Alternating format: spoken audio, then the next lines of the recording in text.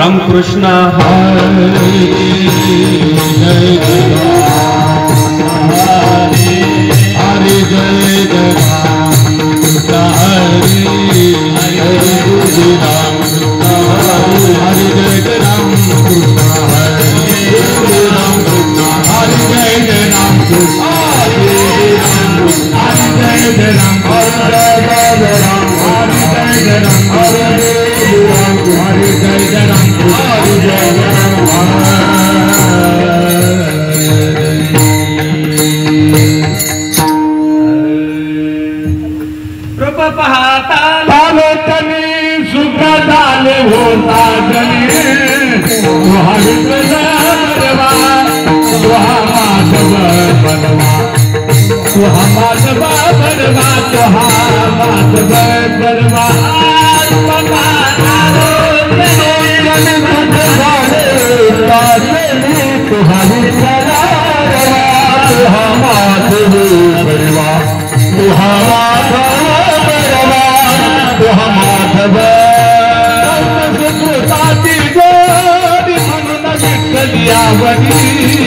तुहा विठ्ठल बलवा तुहा माधव बलवा तुहा माधव बलवा तुहा माधव बलवा हे बहुत दुखोताची रोजी म्हणून विठ्ठले आवडी तुहा विठ्ठल बलवा तुहा माधव बलवा तुहा माधव बलवा तुहा माधव तुझे आगरा बाबर तुझा देवी बरे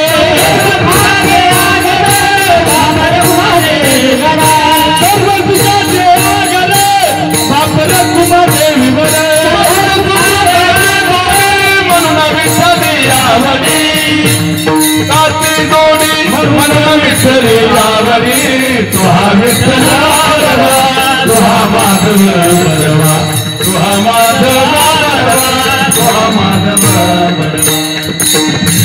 जागर बापर तुहा देवी वर बापर तुझे आगर बापर तुहा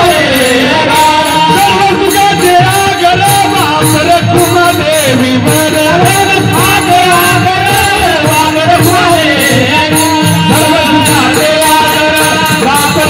देवी वर तुहा विठ्ठल बलवा तुहा माधव बलवा तुहा माधव बलवा तुहा माधव बलवा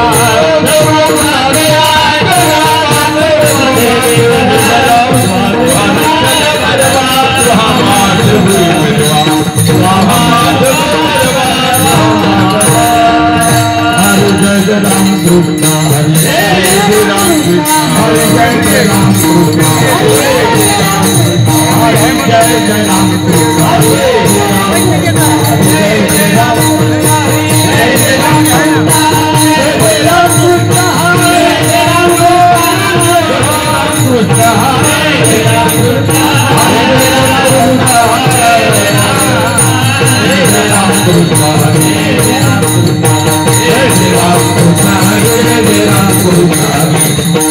कृष्ण हरे जय राम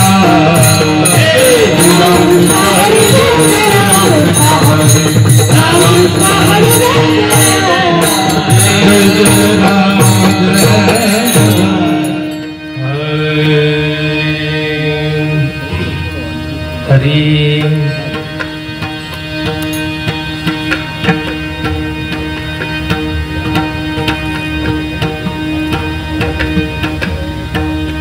या गुरुते महाराज या समोर या.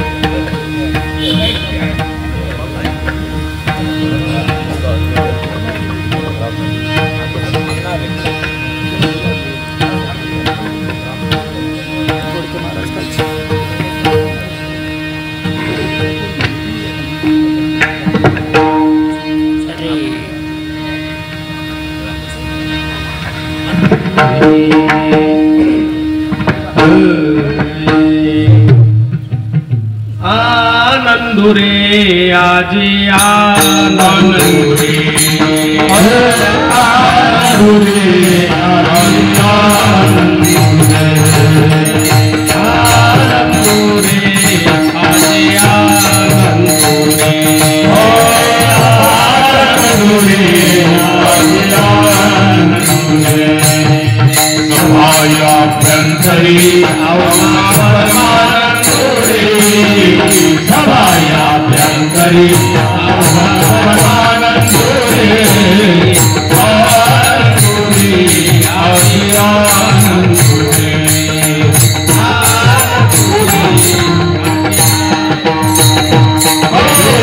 सभायाभ्यंतरी अवमानंदुरे सभायाभ्यंतरी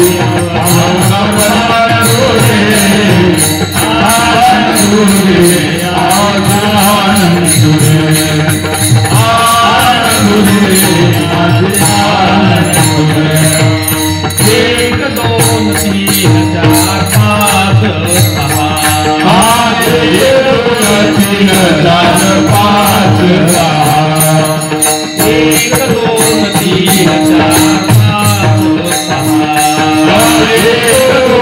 तीन चार पाच करुणी परमानंद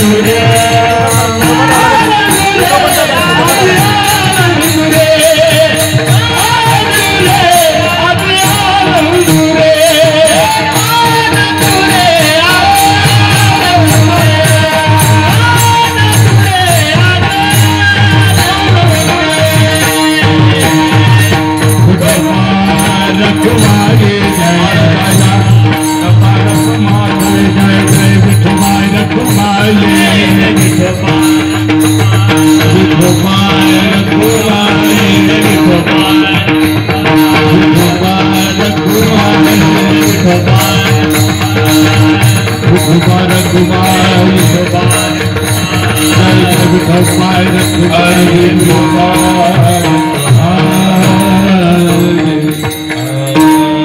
हरिभक्त पारायण कुमारी ऋतुजा ताई काकडे संगीत विशारद त्यांना साथ करते कृतिका भिंगमोडे.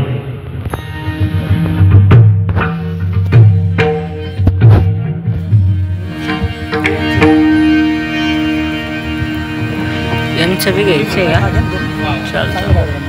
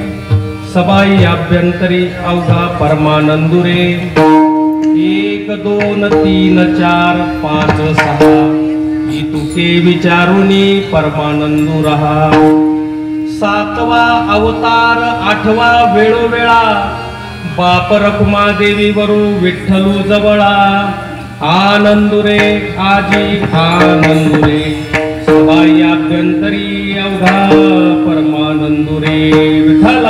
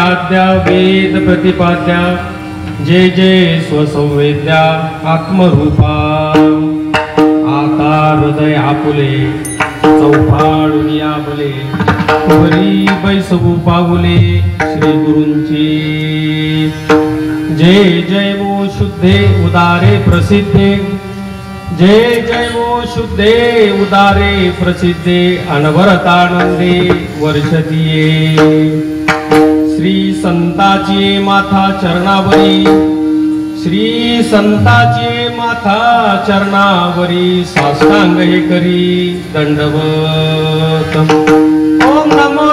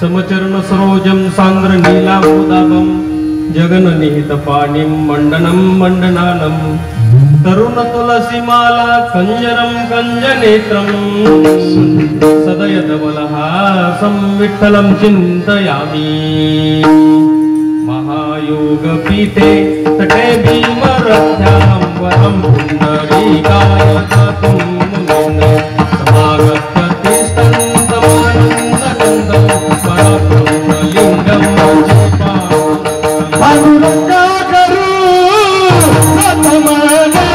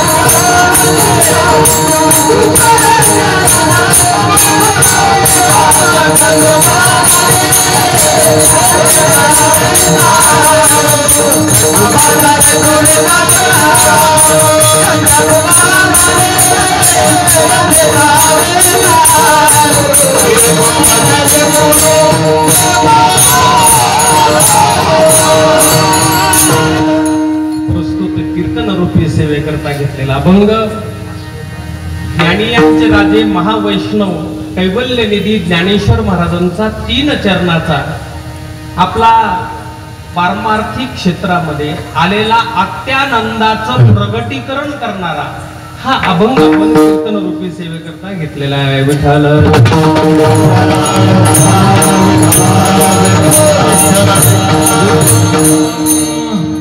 आज रामनगर या ठिकाणी सुरू असलेला हा अखंड हरिनाम सप्ताह हरिभक्तीपरायण प्रातस्मरणीय गुरुवर्य बाबुराव महाराज वाघ गुरुजी यांच्या 7व्या पुण्यस्मरणाच्या निमित्ताने हा सप्ताह गत 7 वर्षापासून अखंडितपणे या ठिकाणी सुरू आहे आणि आजच्या 5व्या दिवसाची कीर्तन रूपी सेवा मग पामराकडे आलेली आहे. खरं म्हणजे आजच्या कीर्तनाला उपस्थित असलेली महाराज मंडळी लक्षात घेता माझ्या जीवनातला खरोखर फार मोठा दिवस आहे असं मी म्हटलं पाहिजे.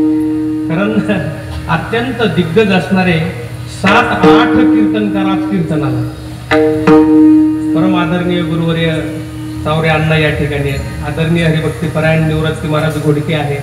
हरिभक्तीपरायण परम आदरणीय आमचे स्नेही असणारे पवार महाराज आहेत, माधव महाराज आहेत, सुरडकर महाराज आहेत, काळे महाराज आहेत.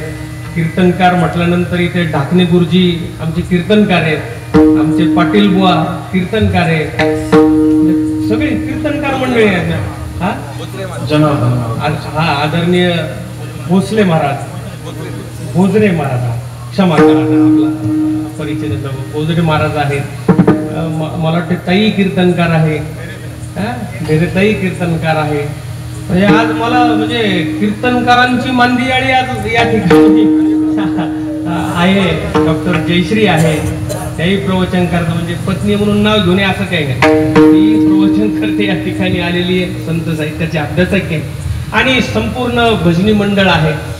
खरं म्हणजे फार भाग्याचा क्षण मला असं यासाठी वाटतो. मी म्हटलो वकील साहेबांना, वाघ साहेबांना बोललो की समजा महाराज वडील येते, मुलगा महाराज आहे म्हणून त्या मुलाने आपल्या वडिलांचं पुण्यतिथी कीर्तन प्रवचनाच्या माध्यमातून केलं तर ते मान्य करण्यासारखं आहे की ठीक आहे करतात, ते बी महाराज आहे, ते बी महाराज होते. पण उच्च शिक्षित आहेत, LLB झालेले आहेत, वकील आहेत, सरकारी वकील आहेत. एवढ्या मोठ्या पदावर उच्च शिक्षित असताना देखील वारकरी संप्रदायाचा वारसा आपल्या वडिलांचा ते चालवत आहे. किती मोठी गोष्ट,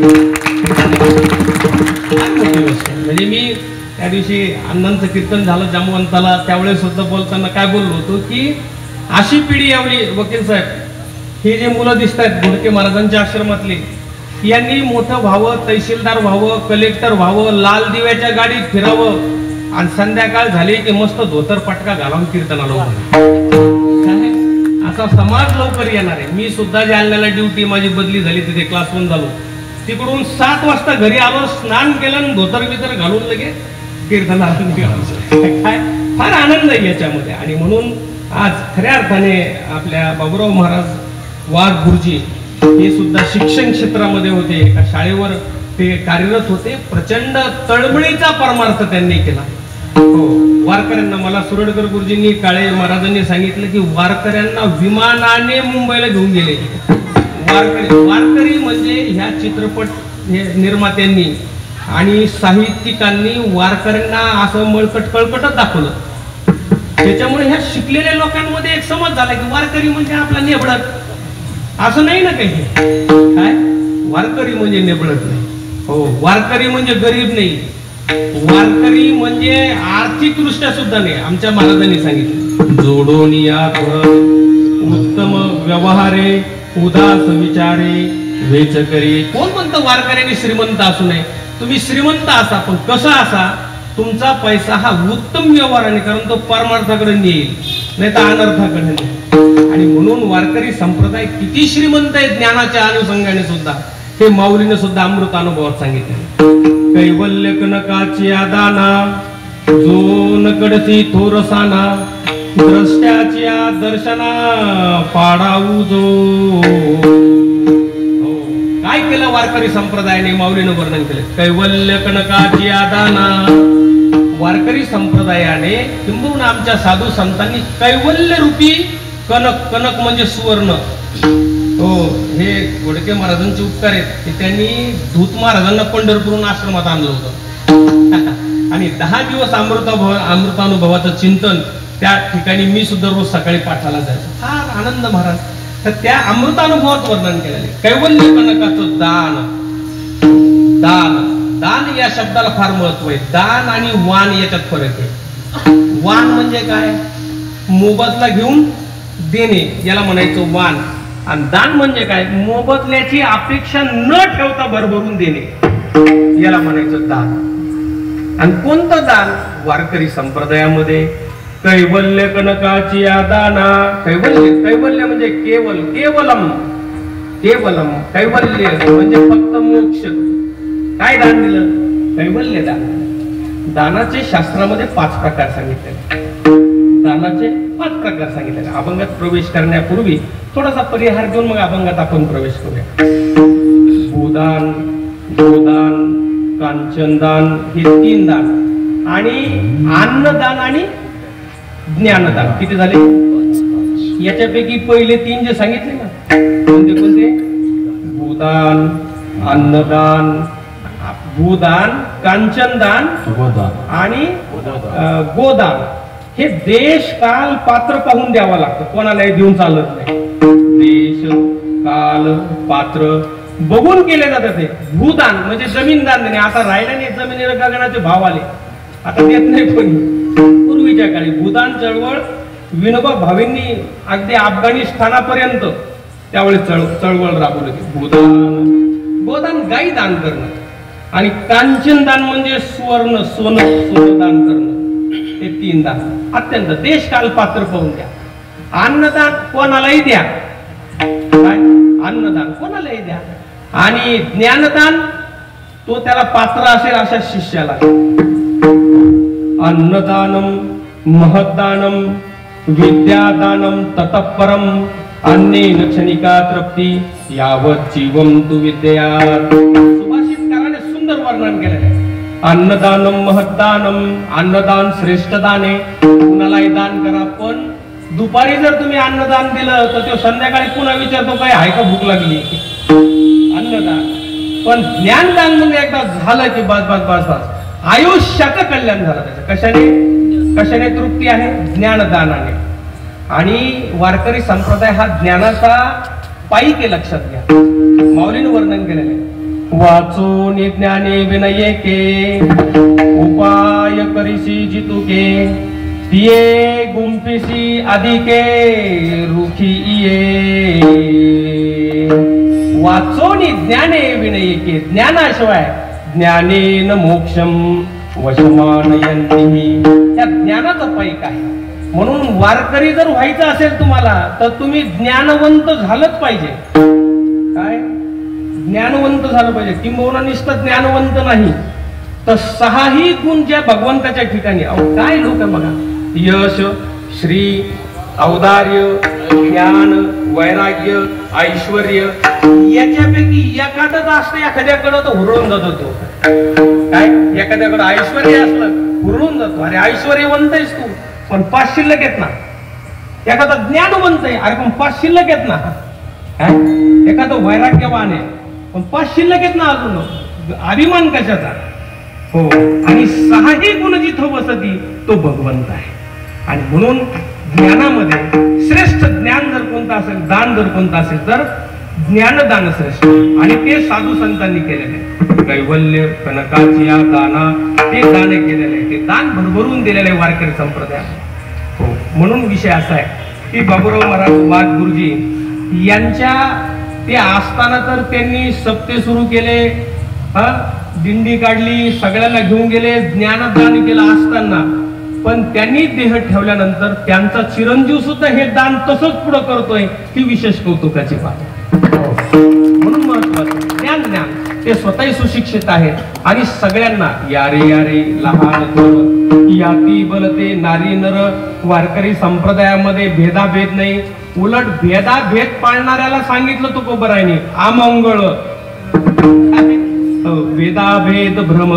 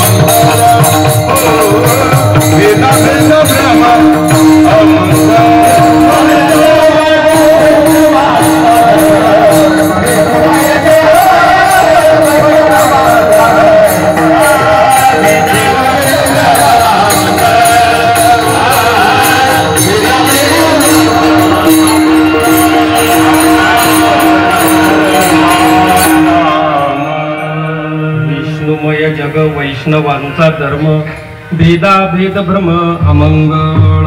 आपण चर्चा करत असताना या ज्ञानदान या ज्ञान सोहळ्याचं वर्णन चालू होतं आणि म्हणून आदरणीय अण्णा असतील, गोडके महाराज असतील, आमचे भागवत महाराज असतील, मृदंगाचार्य पेटीवादक असतील, आमचे भागवत महाराज जाधव जे नेतृत्व करतायत ज्ञानेश्वरी पारायणाचं, तिकडे जाधव महाराज आहेत, गायक आगळे महाराज आहेत, आता सगळे माझ्या परिचयाचे.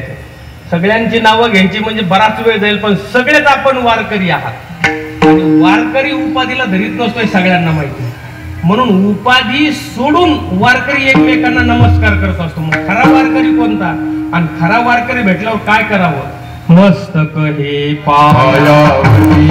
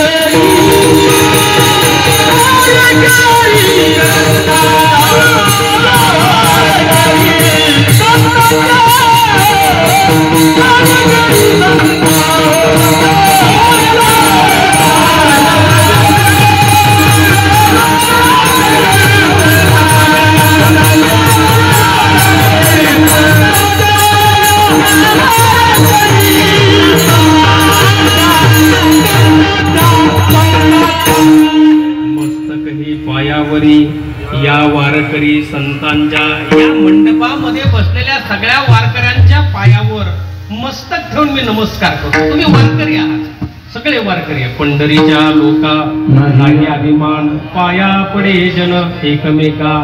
त्याचं कारण आहे महाराज, वारकरी संप्रदाय का श्रेष्ठ आहे? कारण वारकरी संप्रदायामध्ये जे तत्वज्ञान आहे ते भल्या भल्यांना न कळण्यासारखं आहे. ज्ञानेश्वर महाराजांनी ते फार उघड करून टाकलं. त्यांनी विचारलं, 2 जणांना विचारलं, भाष्यकारा ते वाट पुसतू भाष्यकारांना मी वाट विचारतो. व्यासांचा मागोवा घेतो. व्यास महर्षी आणि शंकराचार्य यांच्या मागावर ज्ञानेश्वर महाराज गेले आणि ज्ञानेश्वर महाराजांच्या मागावर बाकी सगळे संत गेले. त्यामुळे आपल्याला कुठं काही गुंता पडणार नाही. फक्त सरळ राजमार्गाने चला, हायवेने चला. मार्ग धावणी गेले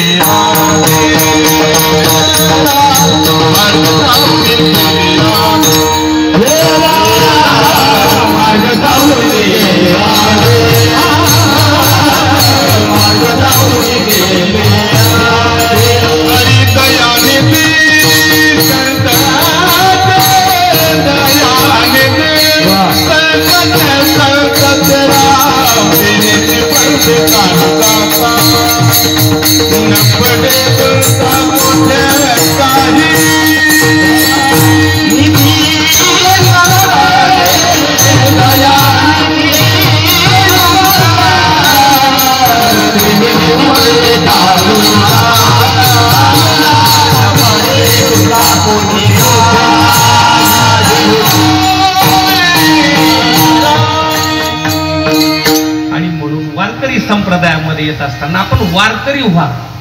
गंध लावतो तो वारकरी का पटका घालतो तो वारकरी का धोतर घालतो तो वारकरी का ब्रह्म जाणतो तो वारकरी. म्हणजे असे काही लक्षणं थोडे थोडे थोडे थोडे डोक्यात घेतले की मग उलगडा होत राहतो. हे बाह्यांग आहे. हे काय आहे? बाह्यांग. आणि चोकोबावने तर बोलले काय म्हणले ते, अरे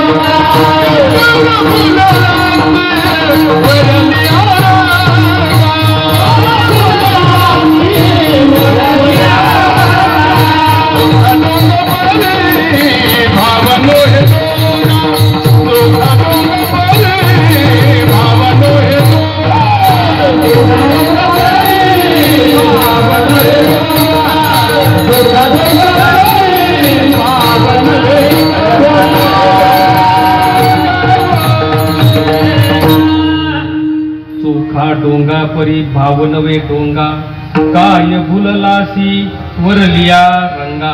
हे वरच्याला नका बोलतो.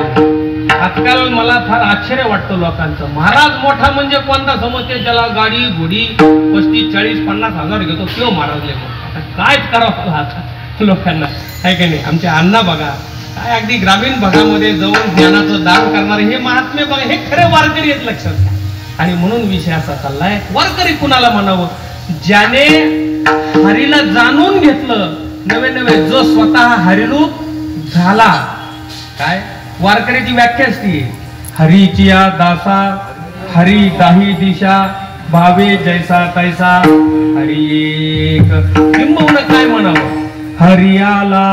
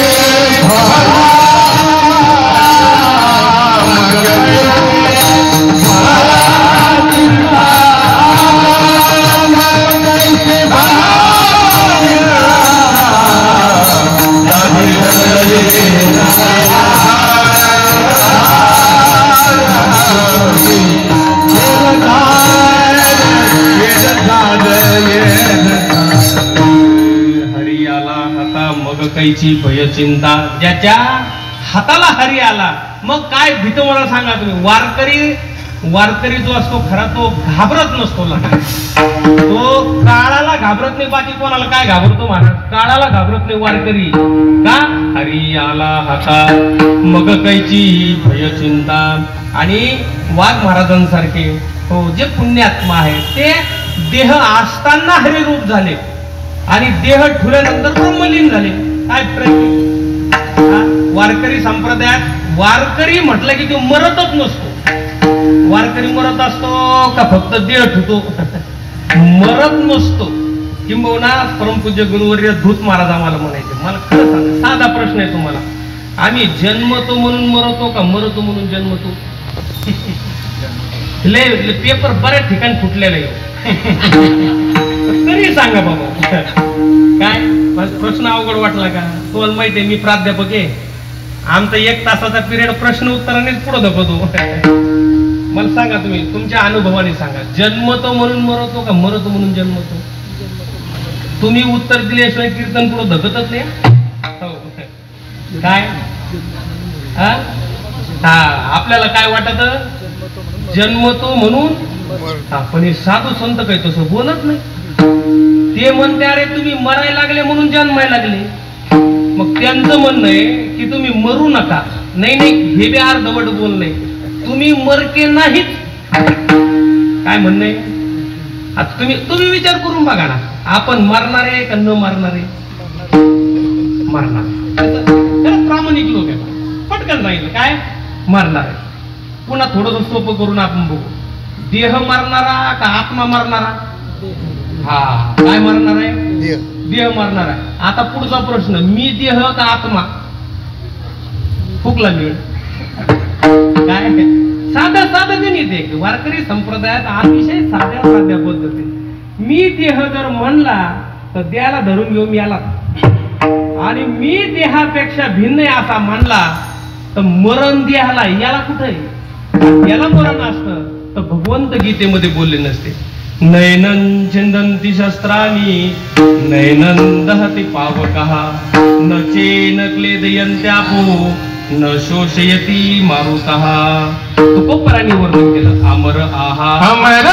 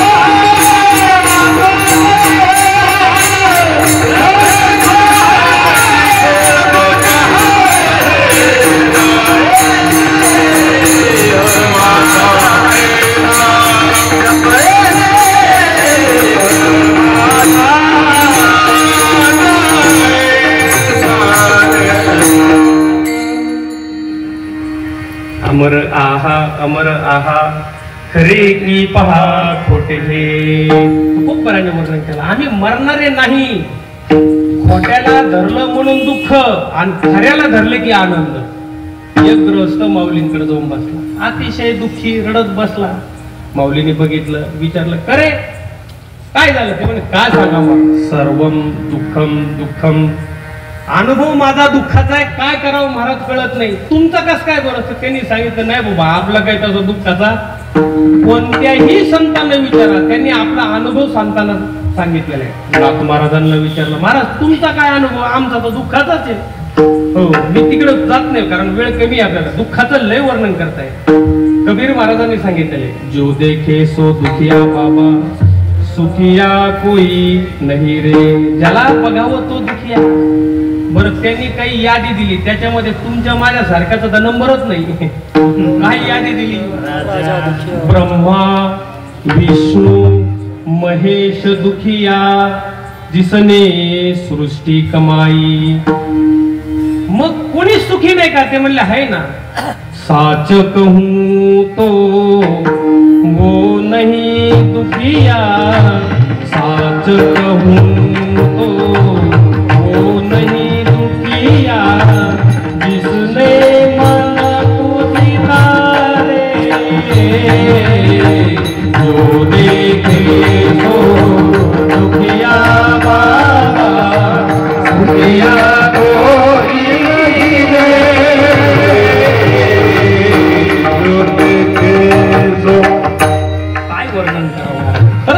तुम्हाला वो नाही दुखिया जिसने मन पूजिता रे, ज्याने मनाला जिंकलं तो नाही दुखिया. खरं सांगू का, या मनाच्या स्वाधीन आपण गेलो म्हणून दुखी आहे. मनोमार्गे गेला तो तेथेची मुकला. हो, एक अवतार मेर बाबा म्हणून आपल्या बीड जिल्ह्यामध्ये फार मोठे संत होऊन गेले. संपूर्ण साहित्य इंग्रजी मधून आहे त्यांचं. त्यांनी मनावर इतकं सुंदर वाक्य लिहिलं, mind working fast is mad. काय म्हणावं त्यांनी, mind working fast is mad. ज्याचं मन वेगाने धावतंय त्याला वेडा म्हणा. Mind working normal is man. ज्याचं मन म्हणजे नॉर्मल आहे, सामान्य आहे, त्याला माणूस म्हणा. पुढचं ऐका, mind working slow is saint. ज्याचं मन शांत झालं त्याला संत म्हणा. आणि त्याच्या पुढचं शेवटचं वाक्य, माइंड स्टॉप इज गॉड.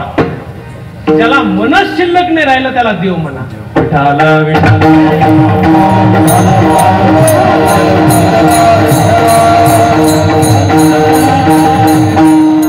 म्हणून तुम्हाला काय आनंद आहे, तुम्ही मनाचे गुलाम आहात. आणि साधू संत का आनंदी आहे, त्याने मनालाच उन्मन करून टाकलं. म्हणून माऊलींचे उन्मनीचे अभंग आहेत, उन्मनीचे. मनच शिल्लक नाही. हो, म्हणून विचार करा. माऊलींना विचारलं, हो तुमचा काय अनुभव? त्यांनी सांगितलं, मला माझा अनुभव सांगू का तुला? माझा अनुभव आनंदाचा ते अभंगाच्या पहिल्या.